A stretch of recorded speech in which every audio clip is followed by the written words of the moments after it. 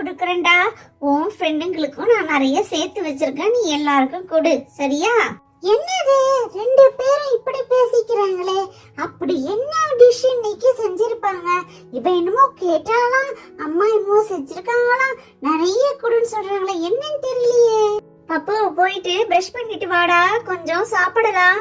சாப்பிட்ட பிறகு நம்ம ஹாஸ்பிட்டலுக்கு போவோம், சரியா?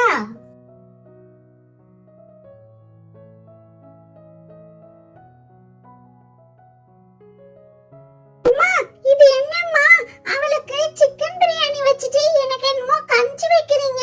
எனக்கு சிக்கன் பிரியாணி கொடுங்கம்மா. ஐயோ, நான் நேத்து கேட்டேன், அம்மா எனக்கு செஞ்சு கொடுத்துட்டாங்க. சிக்கன் பிரியாணி பார்க்கும்போதே எச்சு ஊறுது. இன்னைக்கு ஒரு கட்ட கட்ட வேண்டியதான் நம்ம. பப்பு, நீ சிக்கன் பிரியாணி சாப்பிட கூடாதுடா, உனக்கு ஜுரம் அடிக்குது, இருமல் இருக்கு, அதனால நீ கஞ்சி தான் குடிக்கணும். சீக்கிரமா கஞ்சி சாப்பிட்டுட்டு வா, நம்ம ஹாஸ்பிட்டலுக்கு போவோம். சிக்கன் பிரியாணி சாப்பிட்டுட்டு ஹாஸ்பிட்டலுக்கு போனா டாக்டர் என்னதான் திட்டுவாரு, உடம்பு சரியில்லாத பையனுக்கு சிக்கன் பிரியாணி கொடுத்தீங்களான்னு. சீக்கிரமா கஞ்சி குடிச்சிட்டு வாடா போலாம்.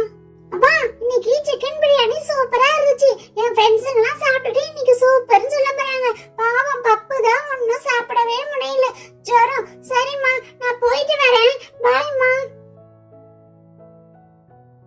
என்னடா பப்பு, கஞ்சி குடிச்சிட்டியாடா? ஹாஸ்பிட்டலுக்கு போலாமா? சரி வா போலாம். போயிட்டு உனக்கு ஜுரத்துக்கு ஒரு 2 ஊசியாவது போட்டாதான் உனக்கு சரியாகும். சரி வாடா போலாம்.